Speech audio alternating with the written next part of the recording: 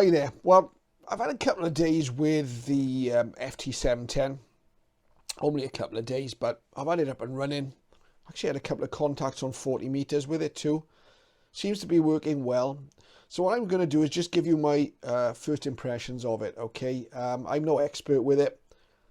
I managed to get it up and running basically without using the manual.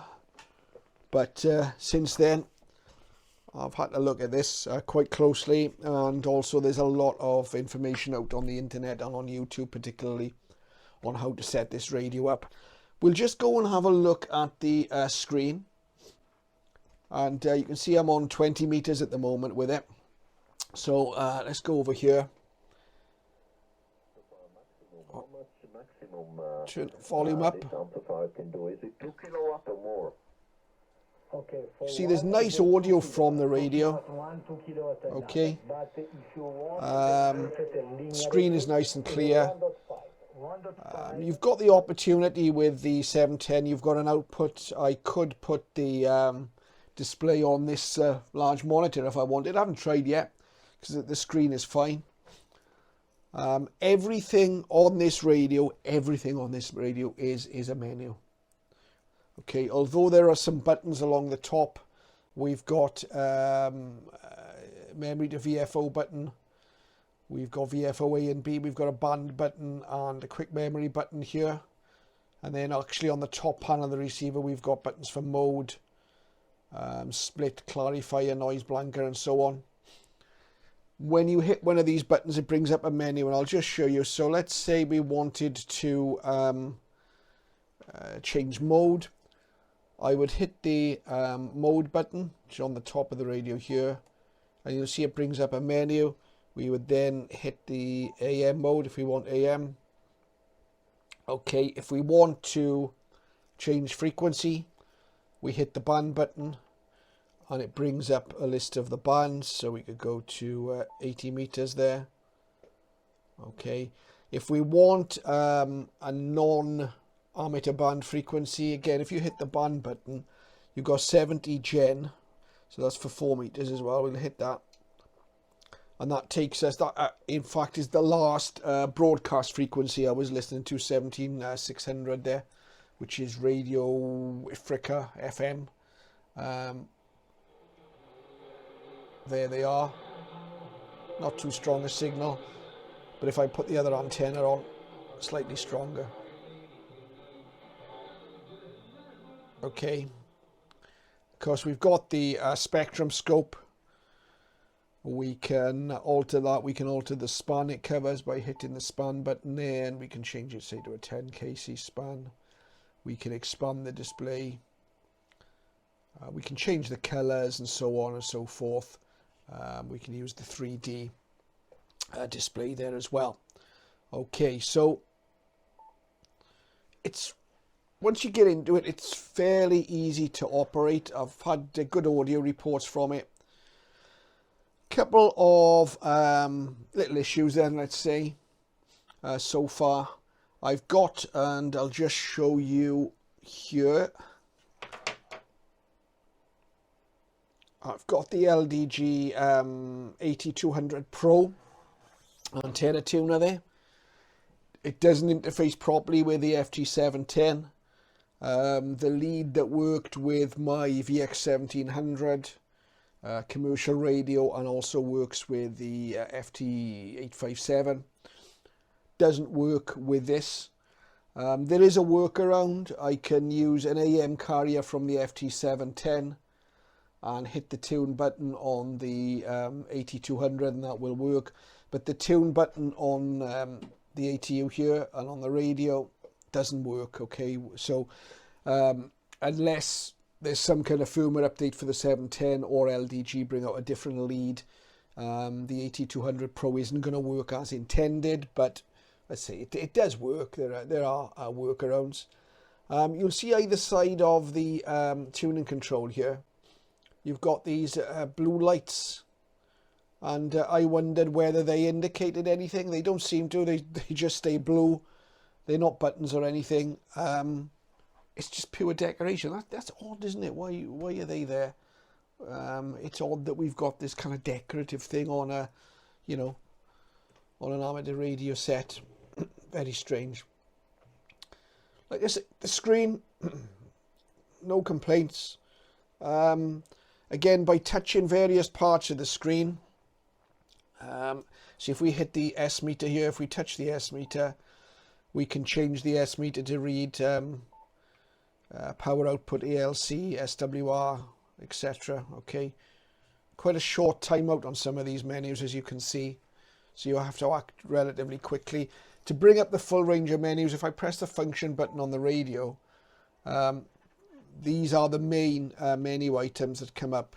There are also sub-items by going into various parts of the radio. But you can see there is a lot to play with here, and there's a lot that needs adjusting. So you're going to need to familiarize yourself with a radio like this. Press the function button again, and those will disappear. We'll go back to the normal display.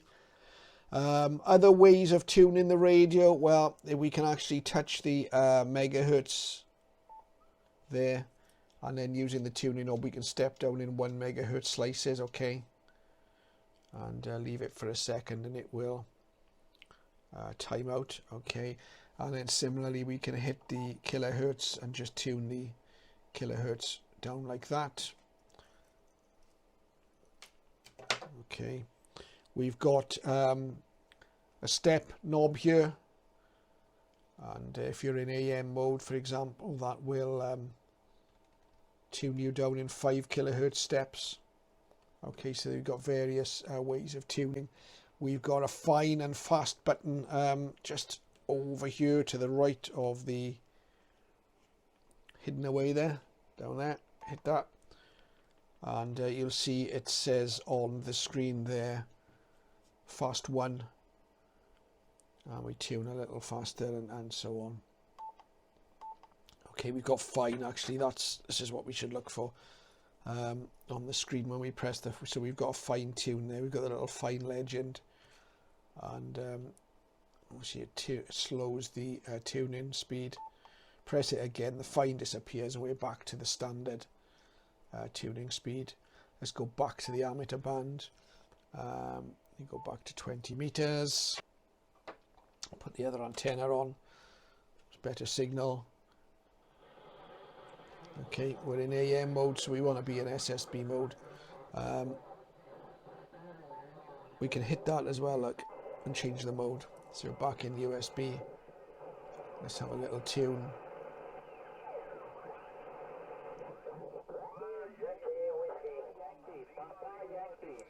Okay, we can also hit the spectrum scope here. Okay, and it will tune us.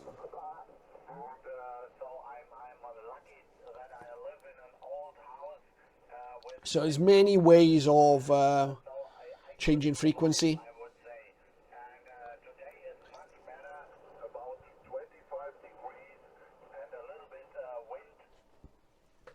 One thing's for certain with this radio, if you don't like menus, you're not going to like this radio. It's totally menu operated. I'm a little bit indifferent. I quite like the buttons and knobs and a limited menu. This is all menu driven. The screen is nice and clear. You'll see that I don't touch the screen. I've got one of these touch screen, what you would call it, touch screen prodder things. Okay, with a little rubber end. That way it'll keep the screen a bit cleaner, hopefully. This radio is the FT710 Field. The FT710 Field, this is the cheaper one of the two models.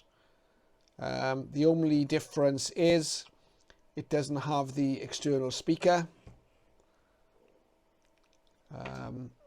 Yaesu have a system they call AESS, which is acoustic enhanced something. And that works with the add-on speaker. In saying that, I've got an old Trio Kenwood SP230 external speaker, which I've got hooked up to this FT710, and AESS will work with any external speaker. Okay, it will work with any external speaker, and all it is, When you hit the AESS button, it drives the internal speaker in the radio here and also the external speaker, and you're able to vary the balance between the two. That's my perception of it anyway. I've played around with it. It does enhance the sound to a certain extent, but that's all. It's nothing, there's no magic to it. It's just the external speaker and the internal speaker in the radio, and kind of adjusting the balance, and sometimes it helps the sound. It sounds quite nice. Sounds quite nice on broadcast stations. Okay, so I'm going to show you some, of course, as I would on this channel, I'm going to show you some shortwave listening, broadcast shortwave listening with this radio. I've got a couple of clips of it on the amateur bands as well. Short clip of a QSO I had on 40 meters the other day, yesterday, I think, with it. Will give you an idea how it sounds and how it looks, how it acts when it's transmitting. Drawbacks with this one: it's got one antenna socket, which for a radio that covers you know, from 160 meters up to 70 megs, 4 meters, and there's enough room on the back for another antenna socket, but that's the way it is. I knew all these things before I bought it, so I can't complain. I knew there was likely to be an issue with the auto ATU that I've got.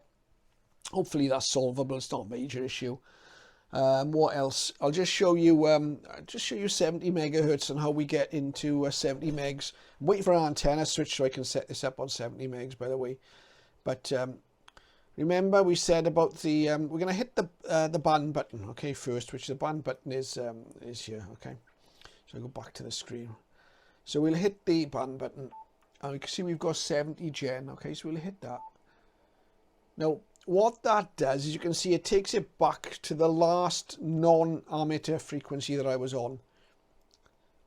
There's not a lot of use, so I don't know if there's a way around this. It doesn't take you to 70 megahertz. What you then have to do is hit the megahertz there, and you can tune up to 70 megs, okay.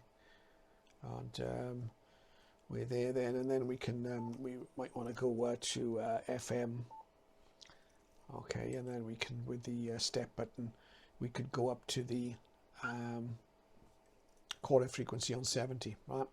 Now and this RF gain control I've got is set so that it works as a squelch on FM, so we'll turn that back. We've just got some white noise there at the moment, not surprising. Not surprising as well, because I'm on my HF vertical for 20, 15 and 10 meters. It hasn't got a 70 megs antenna connected at the moment. I can switch to my trap dipole. Now, if I press the tune button here and engage the internal ATU of the radio, let's just see if it'll... Okay. It actually tunes... it tunes my trap dipole on 4 meters, which is pretty amazing. I doubt the antenna would work very well there, but it does work. Another little criticism, it's only a minor thing, but it struck me as a bit odd, and I'll just squelch the noise off that. When this radio arrived, it didn't work on 4 meters, on transmit that is. It didn't work on 4 meters, and it didn't work on 60 meters, the 5 meg band. You have to go through a key press, set of key presses to enable those bands on this radio. Okay, why that can't be done, so that when you receive the radio from the suppliers, it's working on the bands, because it is advertised as a 4 meter radio, you know, HF 6 and 4. So that struck me as a little bit of an odd one. But nevertheless, it is what it is, and we've got it working on 4. We'll just go back to the radio itself. Out a little bit there, and we can easily, we're in or on 70 megahertz. We can easily just wind it down to, let's go to the 19 meter broadcast band. Let's go to AM. Now remember, I need to put the RF gain back up, and we can tune quickly through, see if there's anything about. There isn't a lot, is there?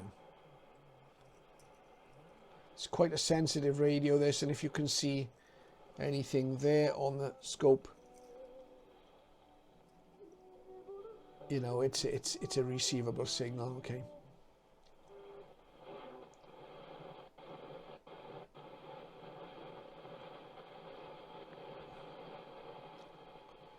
I'm going to go back to the amateur bands, go back to,